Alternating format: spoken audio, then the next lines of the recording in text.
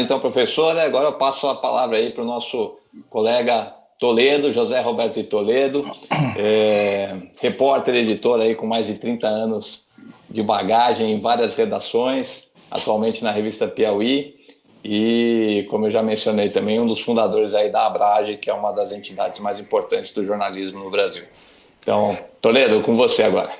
Bom, muito obrigado, Ayrton, pelo convite. É sempre um prazer participar de qualquer atividade relacionada à USP. Um prazer duplo por ter a Cremilda aqui do meu lado ou na minha frente, não sei como dizer isso agora, porque não tem mais a presença física, mas, enfim, muito bom revê-la. Foi minha professora na ECA, me formei na ECA em 1986, tive a sorte de ter a Cremilda como uma das professoras, e sempre que eu posso eu volto à USP. Voltava mais quando eles me deixavam andar de bicicleta aí no campus, mas agora que proibiram ficou mais difícil. Mas, de qualquer jeito, é um lugar que eu sempre trago próximo ao coração. Bom, imprensa e democracia. Como é que a gente veio parar nessa situação de hoje em que repórteres são hostilizados não só virtualmente ou perseguidos até virtualmente, mas até fisicamente, né? Em que você tem que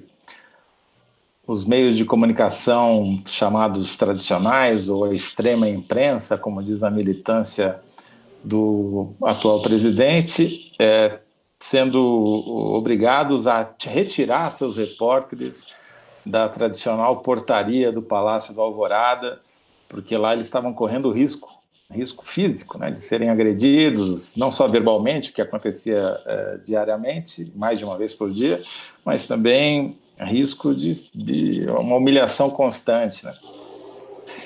Como é que a gente chegou a essa situação em que os veículos de comunicação veem as suas receitas publicitárias despencarem, veem as suas tiragens impressas caírem a números que se aproximam quase do ridículo, se a gente comparar com o número de 10 ou 15 ou 20 anos atrás. Uma situação em que a quantidade de vagas para jornalistas, para repórteres, editores, redatores é cada vez menor e, enfim, que a gente perdeu completamente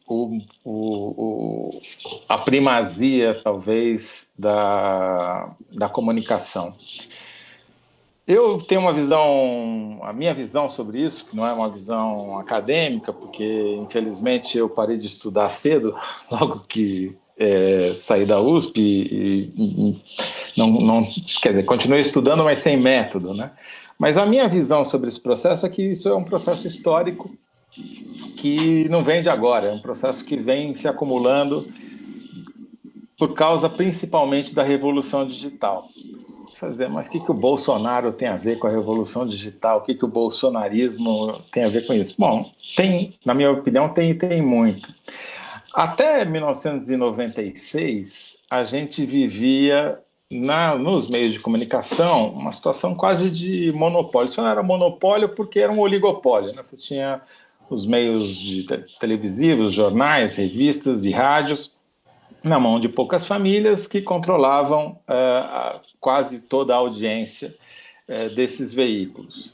A partir de 1996, com a instalação da internet comercial no Brasil, você começa um processo de abertura desse oligopólio, de quebra desse oligopólio, através das mídias digitais, né? Então, a primeira fase eu chamo de internet por conexão de escada, porque naquela época era assim que se fazia, você tinha que discar para acessar via modem e entrar na internet, que era uma coisa de poucos centenas de milhares de pessoas. Comemoramos quando chegou ao primeiro milhão de internautas no Brasil, e isso se estende mais ou menos até os anos 2000, quando você tem o advento da chamada ADSL, ou a conexão banda larga, a democratização do acesso, portais como o IG, que vem internet grátis, embora o modelo de negócio não tenha funcionado, isso ajudou a impulsionar, a pulverizar o acesso à internet. Aí você teve o fenômeno dos blogs, né, da blogosfera, e esse é um processo que, a meu ver, se estende mais ou menos até 2004, em que você tem um salto das centenas de milhares para poucos milhões de internautas.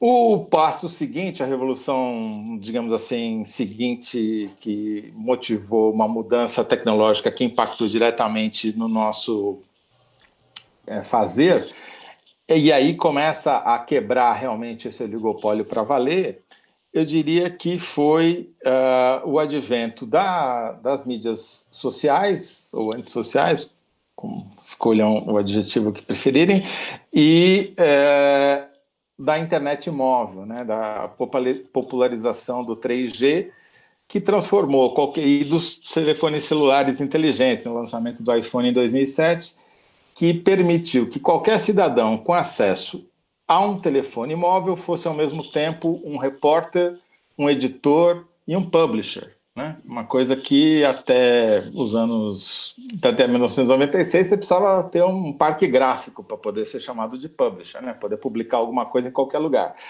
Agora não, agora desde o advento do iPhone, com o telefone você vai lá, capta a informação, grava, faz o vídeo, faz a foto, publica instantaneamente, né? Essa foi talvez a maior de todas as revoluções, e isso impactou de maneira fundamental o jeito de fazer política, aí para chegar no nosso tema. A eleição do Obama em 2008 nos Estados Unidos foi talvez o grande marco de como uma campanha eleitoral, toda ela fundamentada no digital, teve sucesso a ponto de eleger o primeiro negro presidente dos Estados Unidos. E o processo que se seguiu, então, que foi esse processo de multiplicação dos usuários de internet, chegando a dezenas de milhões, né? Em 2010 a gente já tinha 40 milhões de usuários de internet no Brasil, e o surgimento das mídias sociais, que também deram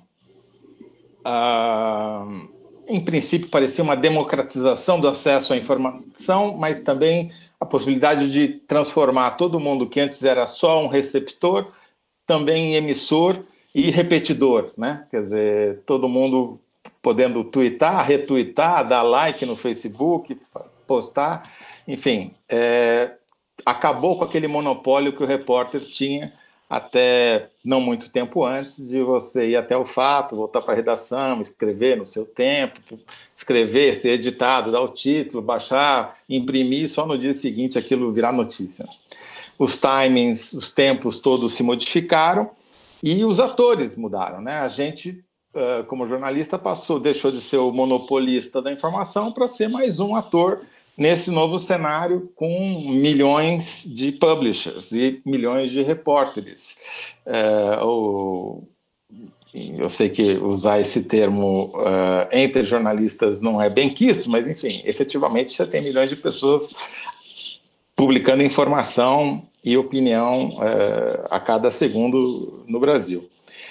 As consequências disso foram várias, mas além da pulverização dos canais de informação, você teve uma desintermediação do discurso político, que foi extremamente importante para a política, os impactos que ela gerou na política, porque até então o político, para conseguir se projetar, precisava necessariamente ter acesso ao meio de comunicação para conseguir passar a sua narrativa, a sua mensagem.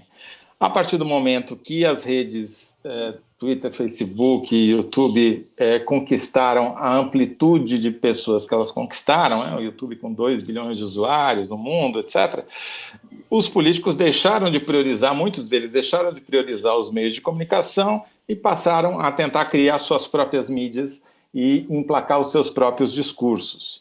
Uma das consequências que a gente vê disso é que a imprensa começou a correr atrás do próprio rabo, quer dizer, em vez de ser, como sempre havia sido nas décadas anteriores, o veículo ou o meio que determinava a pauta, aquilo que ia ser discutido, aquilo que era notícia, ela passou a virar uma checadora de notícias alheias, fazendo desmentidos de notícias falsas, tentando combater a desinformação, que é um processo absolutamente importante e necessário, porém, você, ao fazer isso, você automaticamente está abrindo mão de dizer, não, o mais importante para a gente falar é sobre esse assunto.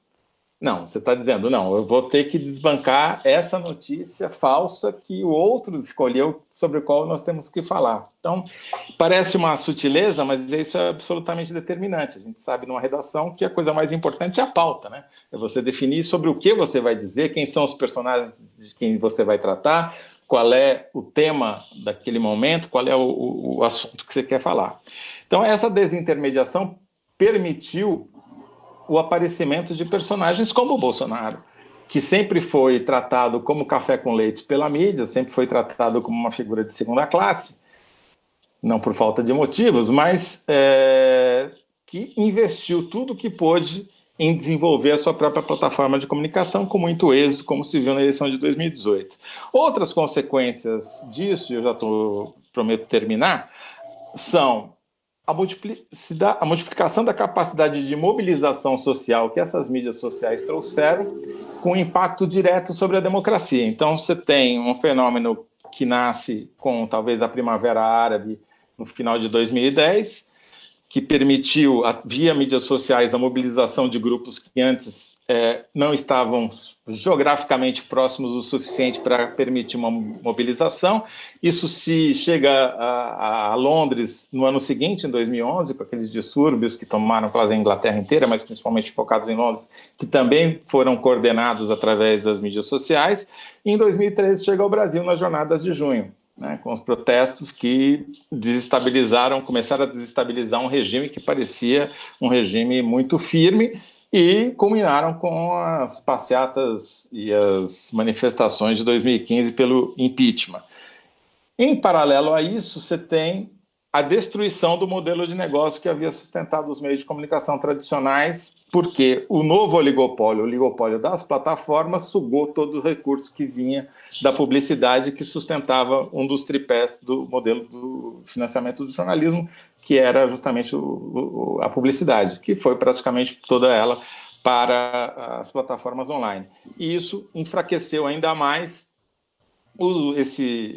a mídia tradicional, que ficou com cada vez menos recursos para poder investir e tentar qualquer tipo de reação. Só para não terminar muito para baixo, a boa notícia que a gente tem é que quando a crise aperta, o jornalismo mostra que é útil e, mais do que útil, é necessário. O que a gente está assistindo durante a pandemia é um fenômeno extremamente feliz para nós jornalistas de volta do prestígio do jornalismo. Então, se você pega a última pesquisa da Datafolha que saiu em março sobre como as pessoas fazem para se informar sobre a epidemia, os jornais de televisão, as rádios estão lá em cima, como mais de 50% das pessoas dizendo que confiam e pouquíssimas dizendo que não confiam em nada, 10%, 11%. Já o WhatsApp e o Facebook, 58% dizendo que não confiam absolutamente em nada desse tipo de informação vinda desse tipo de plataforma para se informar sobre algo que é uma questão de vida ou morte, né? Você vai dizer, não, mas isso é uma pesquisa do Datafolha. O Datafolha é um meio de comunicação, é comprado. Aliás, o Datafolha é um dos alvos preferenciais das campanhas contra a imprensa, né? O Datafolha e o Ibope. Mas aí basta você olhar a audiência de todos os canais online de mídia, UOL, Folha, até da Piauí, multiplicaram a sua audiência durante esses últimos meses. Por quê? Porque você sabe que lá você vai encontrar uma informação que não vai te matar, né? Ao contrário, vai aumentar as tuas chances de sobrevivência. Então, quando a porca aperta, quando o negócio espana, é o jornalismo que as pessoas confiam ainda, felizmente. Legal, obrigado, Toledo.